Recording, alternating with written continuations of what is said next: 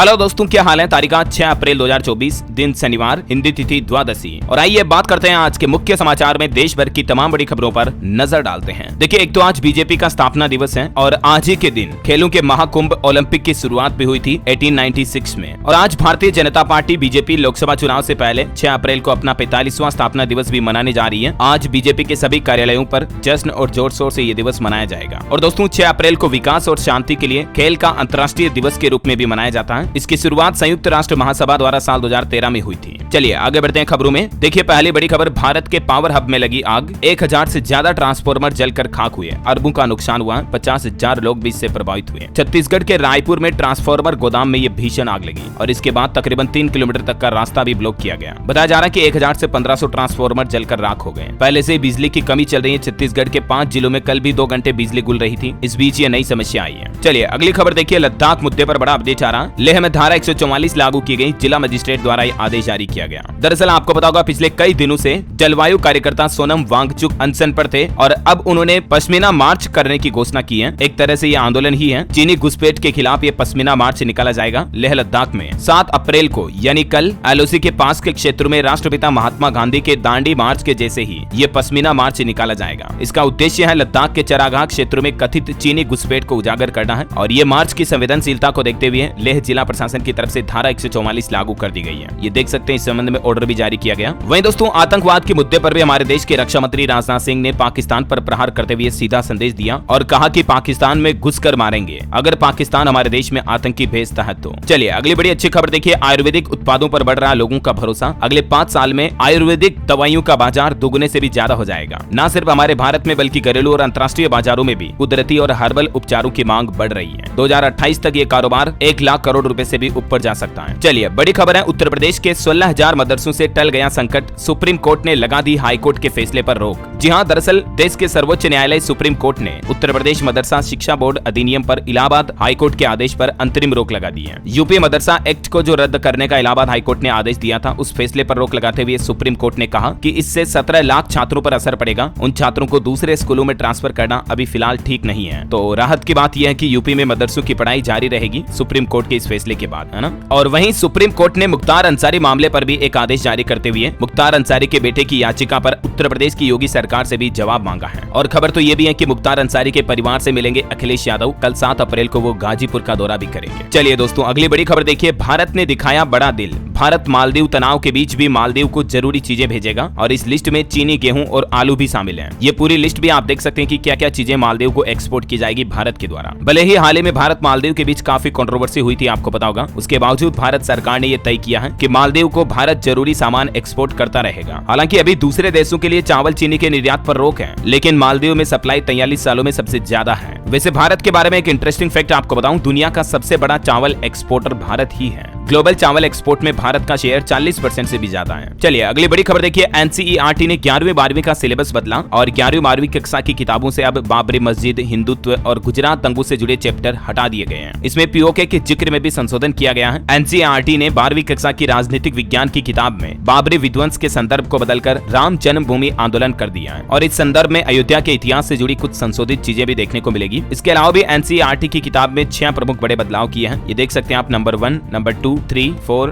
5 और 6 स्क्रीन पर देख लीजिएगा जो भी स्टूडेंट्स देखना चाहते हैं। इसके अलावा क्लास 12वीं की एनसीईआरटी की हिस्ट्री में भी कई बदलाव हुए हैं। डीएनए फाइंडिंग के बेसिस पर रिजेक्ट की गई आर्य अप्रवासन की थ्योरी भी। और दोस्तों, एनसीईआरटी के अलावा सीबीएसई बोर्ड की 11वीं 12वीं का एग्जाम पैटर्न भी बदल चुका है। कम होंगे short long answers question, situation based सवालों के जवाब देने होंगे। नए होलिस्टिक रिपोर्ट कार्ड में इन 6 चीजों का रिकॉर्ड भी होगा। और भी सीबीएसई ने स्टैंडर्ड स्कूल करिकुलम में फॉर्मल क्रेडिट सिस्टम को भी प्रपोज किया है। चलिए अगली बड़ी एक रिपोर्ट सामने निकल कर आ रही है कि सरकार की जन्म रजिस्टर में माता पिता का धर्म अलग अलग दर्ज करने की योजना भी है। हालिया ताजा द वायर की रिपोर्ट में ये जानकारी सामने आई है। ओके, और चलिए अगली बड़ी खबर देखिए, अब यूपीआई से भी जमा कर सकेंगे cash. Reserve bank of India RBI की तरफ से ये बड़ा ऐलान किया गया है। दरअसल कल ही आरबीआई की एमपीसी मीटिंग हुई और इसमें सभी यूपीआई यूजर्स के लिए नई सुविधा शुरू करने की घोषणा की है आरबीआई गवर्नर ने कि जल्द ही यूपीआई से बैंक खाते में पैसा भी जमा कर सकेंगे। कैश डिपॉजिट मशीन सीडीएम के जरिए आपको ये सुविधा मिलेगी। वैसे अभी यूपीआई से आप पेमेंट कर सकते हैं और नकद निकासी की फैसिलिटी भी मिलती है पहले से ही पेटीएम के जरिए आप QR कोड स्कैन करके पैसे निकाल तो सकते हैं, राइट, लेकिन जल्द ही जमा भी कर सकेंगे। तो UPI यानी कि सभी फोन पे, पेटीएम, गूगल पे, भीम ऐप वगैरह के जरिए यूजर्स को ये नई सुविधा मिलेगी। वैसे UPI ट्रांजैक्शन भी दिनों दिन बढ़ रहा है। देखिए सरकार ने आंकड़ा भी जारी किया, मार्च 2024 में नया रिकॉर्ड बना। 1344 करोड़ ट्रांजैक्शन के जरिए तकरीबन 20 लाख करोड़ का लेन देन हुआ सिर्फ एक महीने में ही UPI के जरिए। और पिछले वित्त वर्ष का आंकड़ा देखें तो लगभग 200 लाख करोड़ ट्रांसफर किए गए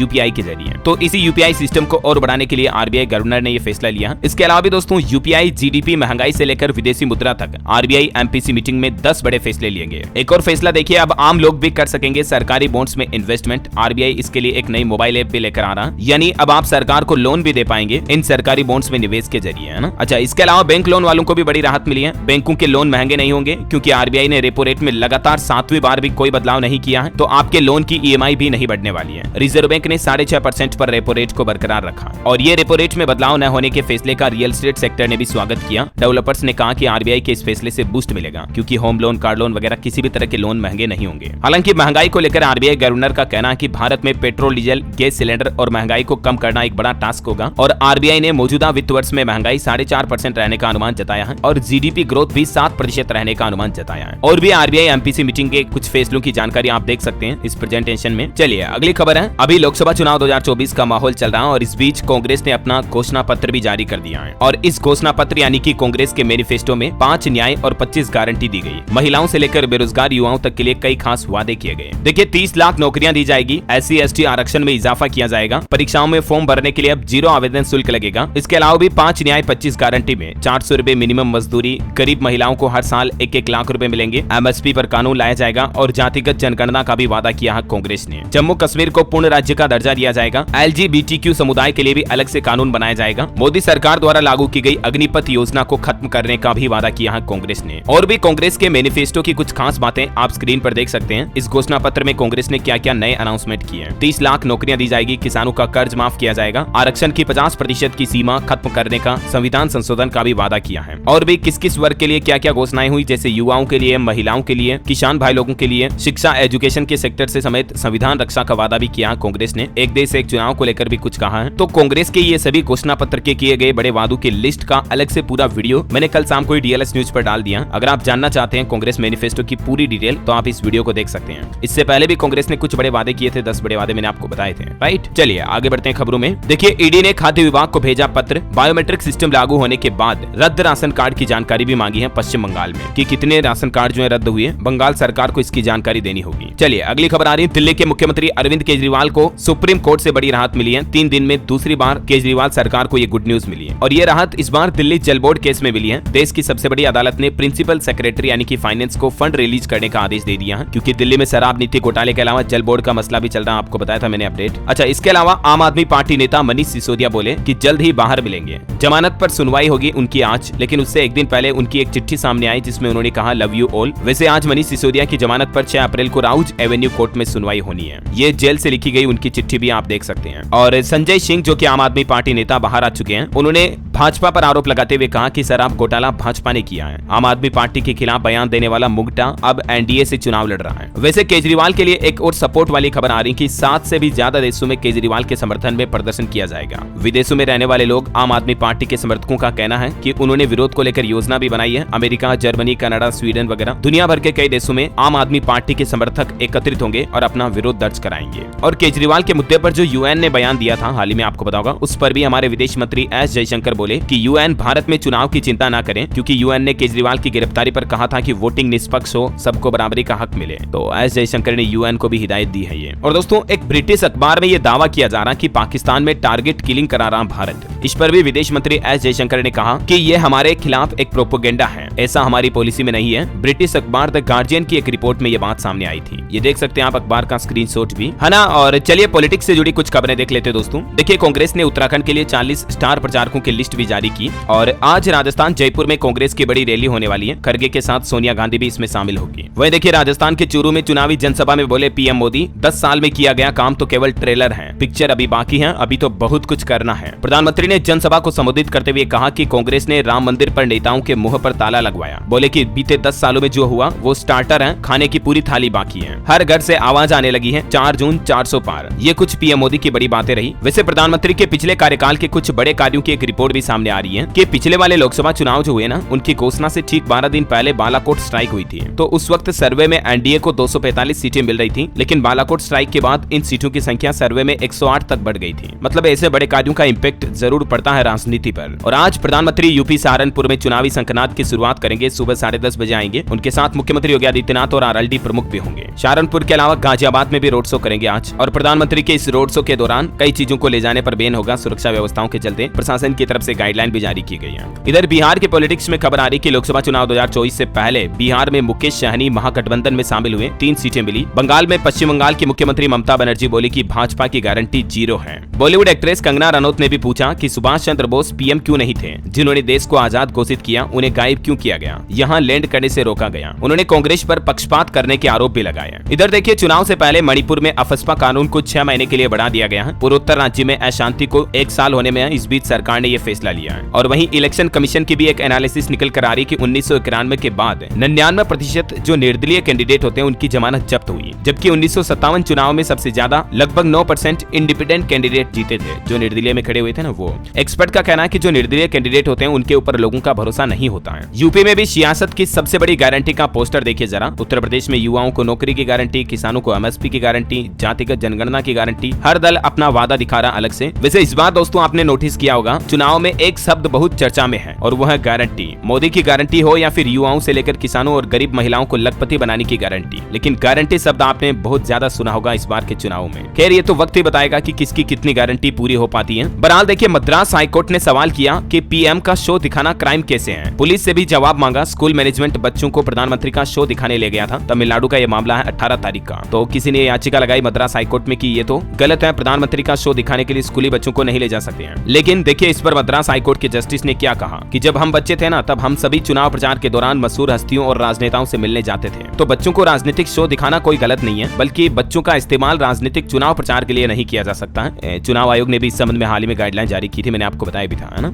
ओके, पॉलिटिक्स के बाद कुछ और बड़ी खबरें देखते हैं। देखिए, दूरदर्शन पर फिल्म द केरला स्टोरी की स्क्रीनिंग को लेकर अब सियासी घमासान बच गया है। विपक्ष ने इस पर आपत्ति भी जताई है। केरल के मुख्यमंत्री ने भी अपील की है कि टीवी पर द केरल स्टोरी न दिखाई जाए। पिनराई विजयन बोले कि दूरदर्शन को बीजेपी और आरएसएस की प्रचार मशीन बनने से बचना चाहिए। चलिए अगली खबर है, ऑनलाइन गेमिंग को लेकर सुप्रीम कोर्ट ने कंपनियों पर 28% जीएसटी के खिलाफ सभी याचिकाएं अपने पास ट्रांसफर कर ली हैं और अब इन पर फाइनल फैसला सुप्रीम कोर्ट की ही तरफ से लिया जाएगा। और किसानों के लिए भी एक अच्छी खबर आ रही है। यूरिया के लिए अब किसानों को नहीं लगानी पड़ेगी लाइन। उत्पादन में आत्मनिर्भर होने वाला है हमारा भारत। जी हाँ, दरअसल सरकार के उर्वरक मंत्री मनसुख मांडविया का कहना है कि साल 2025 तक भारत यूरिया उत्पादन में आत्मनिर्भर हो जाएगा और इसके लिए सरकार नैनो यूरिया, नैनो डीएपी को भी बढ़ावा देगी और यूरिया का आयात पूरी तरह से बंद कर देंगे 2025 के अंत तक। चलिए अगली खबर देखिए। पति पत्नी को लेकर हाईकोर्ट ने कहा कि पत्नी का बार बार घर छोड़कर जाना भी पति के लिए एक मानसिक क्रूरता ही है और इस आधार पर पति तलाक भी ले सकता है। पति ने आरोप लगाया था कि 7 मौकों पर पत्नी उसे छोड़कर चली गई थी। तो दिल्ली हाईकोर्ट ने एक केस की सुनवाई करते हुए पति को तलाक लेने की इजाजत दे दी है। बहरहाल अभी तो कुछ और महत्वपूर्ण और काम की खबरें देखेंगे दोस्तों, लेकिन फिलहाल आज के मौसम समाचार पर नजर डाल लेते हैं। और एक छोटी सी रिक्वेस्ट आपसे ये भी है कि अगर आपने डीएलएस न्यूज चैनल को अभी तक भी सब्सक्राइब नहीं किया ना, तो इसे सब्सक्राइब करके बेल आइकन जरूर दबा देना और आपका दिल करे मन करे तो इस वीडियो पर एक लाइक भी कर दीजिएगा अपने डीएलएस भाई को सपोर्ट करने के लिए। चलिए टाइम वेस्ट बिल्कुल नहीं करते हैं, एक सेकंड का भी मैं आपका समय बर्बाद नहीं करना चाहता हूं। सीधे आगे बढ़ते हैं मौसम समाचार में। देखिए, आप देश के कुछ हिस्सों में लू की चेतावनी जारी की है। अगले 2 दिन के लिए मौसम विभाग की तरफ से ये एडवाइजरी जारी की है। ये भारत के नक्शे में आप देख सकते हैं, जहां जहां भी आपको रेड एरिया दिख रहा है वहां लू चलने की संभावना ज्यादा है। और मौसम विभाग ने इस बार एक नई पहल भी की है। हर दिन बताएगा फील लाइक टेम्परेचर, गर्मियों में कितना तापमान रहेगा। मौसम विभाग के मोबाइल ऐप के जरिए आपको लाइव अपडेट पहले से मिल जाएगा। कुछ राज्यों में हालांकि अभी भी बारिश की चेतावनी है। देखिए, राजस्थान में भी तेज बारिश के साथ ओले गिरे, जयपुर में बूंदाबांदी हुई। राजस्थान के 10 जिलों में अभी भी बरसात का अलर्ट है और आधे मध्य प्रदेश में लगभग 3 दिन बारिश की संभावना। ओले भी गिर सकते हैं अभी इस मतलब गर्मी के मौसम में भी। देखिए आप, अप्रैल में भी बारिश आंधी का ट्रेंड जारी रहेगा, ये कहना है मौसम विभाग का। और छत्तीसगढ़ में रायपुर, राजनांदगांव सबसे गर्म चल रहे हैं, लेकिन 6-7 अप्रैल को कुछ जिलों में छत्तीसगढ़ में भी बारिश के आसार है। झारखंड में हीट वेव चलेगी और बारिश भी होगी, दोनों का अलर्ट है। आज झारखंड के दक्षिणी भाग में गर्म हवाएं चलेगी और अगले 3 दिन बिजली गिरने और बारिश के भी आसार हैं, तो आप सावधान रहें। वैसे भी झारखंड में मौसम विभाग ने चेतावनी जारी करते हुए कहा कि 6 अप्रैल को 12 से 3 तक घर से ना निकले, क्योंकि तेज धूप में लू चलने की भी चेतावनी है। और भी स्काईमेट वेदर की रिपोर्ट के मुताबिक अगले 24 घंटों के दौरान मौसम की संभावित गतिविधियां क्या रह सकती है, जानकारी आप देख सकते हैं स्क्रीन पर। ओके, और चलिए अब अपन आज के सराफा बाजार पर नजर डाल लेते हैं। सोने चांदी के भाव की बात करें तो दोनों ने एक साथ इतिहास रच दिया। रिकॉर्ड लेवल पर पहुंच चुके हैं सोना और चांदी के दाम। सोना 150 रुपए थोड़ा सस्ता हुआ, चांदी 700 रुपए तक लूट गई, लेकिन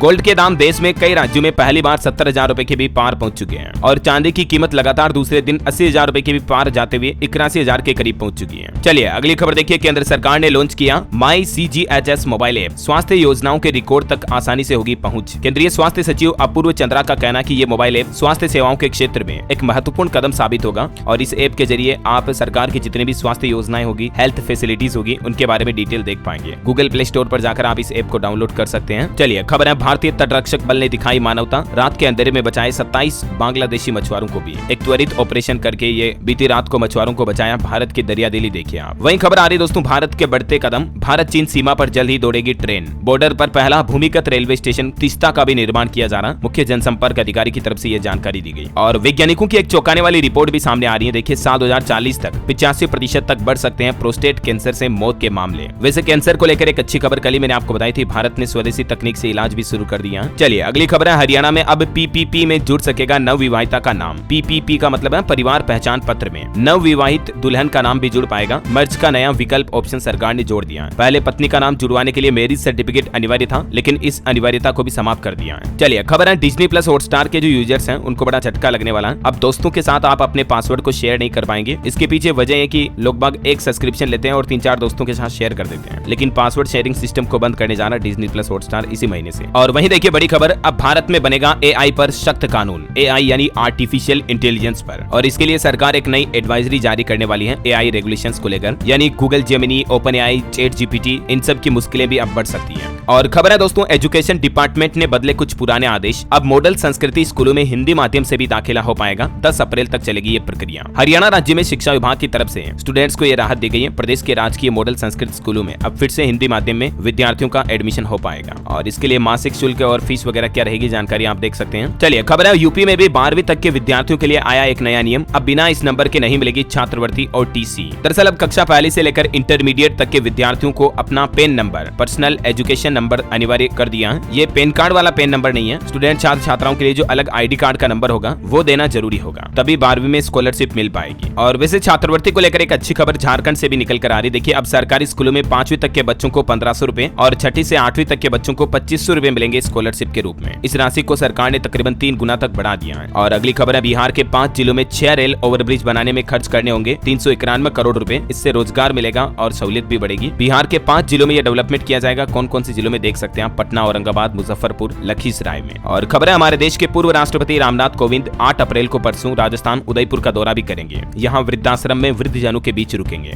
और बड़ी खबर देखिए, बागेश्वर धाम के पंडित धीरेन्द्र कृष्ण शास्त्री के खिलाफ मौलाना सैफ अब्बास ने एक शिकायत दर्ज कराई। आरोप है कि मुसलमानों की धार्मिक भावनाओं को ठेस पहुंचाने का। लखनऊ में ये तहरीर दी गई। चलिए अगला अपडेट देखिए, सिंगरौली प्रवास पर आएंगे आज देश के रक्षा मंत्री राजनाथ सिंह। मध्य प्रदेश सिंगरौली का दौरा करेंगे। यहाँ रामलीला मैदान में जनसभा को संबोधित भी करेंगे। वहीं देखिए छत्तीसगढ़ में 36,000 जवानों की सुरक्षा में होगा बस्तर का लोकसभा चुनाव। सेंट्रल फोर्स के साथ NSG कमांडो भी तैनात होंगे। यहाँ विशेष सुरक्षा व्यवस्थाएं की जाएगी 19 अप्रैल को, क्योंकि कुछ मसले बन रहे हैं। और खबर है, बिजनौर का दौरा करेंगे आज मुख्यमंत्री योगी आदित्यनाथ। यूपी बिजनौर में जनसभा करेंगे। और एक श्रद्धांजलि, झारखंड के पहले ऊर्जा मंत्री लालचंद महतो जी का निधन हो चुका है। देर रात दिल का दौरा पड़ने से इनका निधन हुआ। राजकीय सम्मान के साथ अंतिम संस्कार किया गया। ईश्वर इनकी आत्मा को शांति दे। बड़ी खबर देखिए, हरियाणा के राजकीय स्कूलों में एडमिशन बढ़ाने पर जोर दिया जाएगा। DEO को टारगेट दिया गया कि अभिभावकों को शिक्षा की उपलब्धि बताएंगे, सुविधा के लिए भ्रमण कराएंगे, ताकि स्कूलों में मतलब स्टूडेंट्स ज्यादा से ज्यादा एडमिशन ले, है ना। वैसे एजुकेशन की बातें हो ही रही तो मैं आपको कुछ सरकारी नौकरियों के अपडेट्स भी बता देता हूँ। देखिए इंडियन मर्चेंट नेवी में 4108 पदों पर भर्ती निकली हुई है। 10वीं 12वीं पास के लिए अप्लाई करने का मौका है।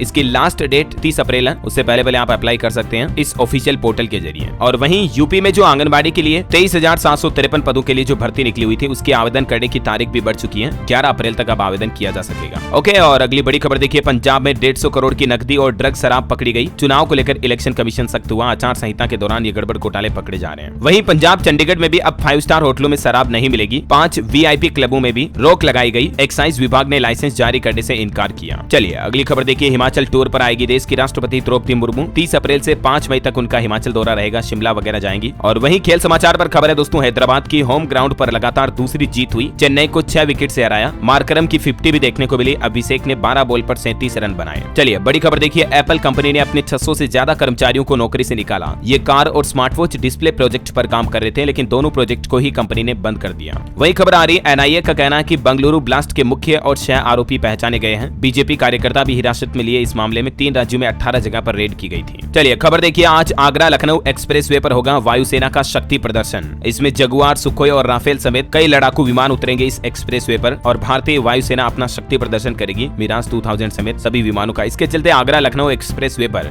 आज रूट भी डाइवर्ट रहेंगे। और बड़ी खबर देखिए, ताइवान के बाद अब भूकंप के झटकों से हिला अमेरिका भी। डर के मारे लोग बाग इमारतों से बाहर निकल गए। तकरीबन 30 सेकंड तक भूकंप के झटके महसूस हुए। अमेरिका के न्यूयॉर्क और न्यू जर्सी में ये भूकंप के झटके लगे थे। 5.5 की तीव्रता थी। और अभी 1-2 दिन पहले जो ताइवान में भूकंप आया था उसमें भी लापता 2 भारतीय मिल चुके हैं, सुरक्षित हैं। अच्छी खबर है ये। भूकंप विरोधी इमारतों के लिए अब सरकार सब्सिडी भी देगी और ट्रेनों में भी सेंसर लगाएगी। इस घटना के बाद ये फैसले लिए गए। और वैसे कल हमारे भारत में भी कुछ राज्यों में भूकंप आया। देखिए आप, जम्मू कश्मीर में महसूस किए गए भूकंप के झटके, तीव्रता 3.8 थी। जम्मू के अलावा असम में भी भूकंप के झटके लगे देर रात 5.7 तीव्रता के। लेकिन राहत की बात यह है कि फिलहाल कोई नुकसान की खबर नहीं है। चलिए अगली खबर देखिए, अंतर्राष्ट्रीय न्यूज से अपडेट आ रहा। इजराइल पर मिसाइल हमला करने वाला है ईरान। मोसाद के अलर्ट के बाद पूरे देश में जीपीएस भी ब्लॉक कर दिया गया। इजराइल हमास जंग को लेकर अब सबसे क्रिटिकल हालात पैदा होने में है। और स्पेस साइंस से बड़ी खबर देखिए, एलन मस्क के स्टारशिप का चौथा टेस्ट अगले महीने होगा मई में। तीसरे टेस्ट में पृथ्वी पर री एंट्री के समय संपर्क टूट गया था। ये दुनिया का सबसे ताकतवर रॉकेट है और इसी के जरिए एलन मस्क इंसानों को मंगल तक पहुंचाने का सपना देखे हुए हैं। मोबाइल फोन लॉन्चिंग पर खबर है। 8 अप्रैल को लॉन्च होने वाले सैमसंग गैलेक्सी M15 और M55 में आपको 50 मेगापिक्सल का सेल्फी कैमरा मिलेगा। SD7 Gen 3 प्रोसेसर मिलेगा। अनुमानित कीमत इनकी 27,000 रुपए के लगभग हो सकती है। और वहीं देखिए एक अनोखा रिकॉर्ड, चेन्नई में बनाई गई गोल्डन रामचरितमानस। इसका वजन मात्र 147 ग्राम है। 17 अप्रैल को अयोध्या के राम मंदिर के गर्भगृह में इसे रखा जाएगा। और दोस्तों आपके जीवन से जुड़ी एक महत्वपूर्ण खबर देखिए, रिलेशनशिप को लेकर यानी रिश्तों को लेकर। हर सुखी और सफल रिश्ता एक ही कारण से सफल है। अमेरिका से लेकर ऑस्ट्रेलिया तक 1500 लोगों के बीच ये सर्वे कराया गया और इसमें मजबूत रिश्ते का राज सामने आया। एक पति पत्नी का रिश्ता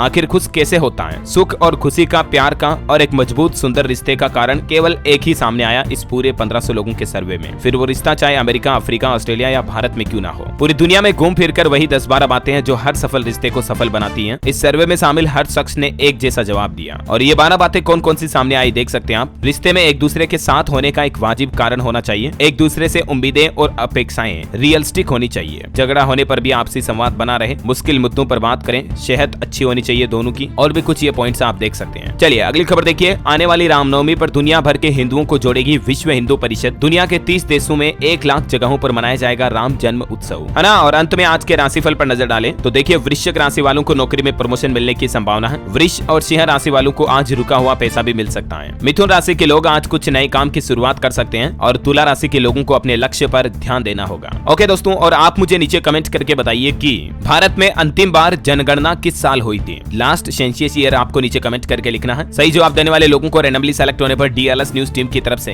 एक शानदार सरप्राइज गिफ्ट जीतने का मौका मिलेगा। और इसी के साथ ही अगर आपको वीडियो अच्छा लगा तो इसे लाइक करना, शेयर भी करना। DLS न्यूज चैनल को सब्सक्राइब करके बेल आइकन जरूर दबा देना रोजाना ऐसी इन्फॉर्मेटिव काम की खबरें, महत्वपूर्ण मुख्य समाचार देखते रहने के लिए। ख्याल रखिएगा अपने आप का, अपने परिवार का। मिलेंगे अगले नेक्स्ट अपडेट में। तब तक के लिए जय हिंद, जय भारत, वंदे मातरम।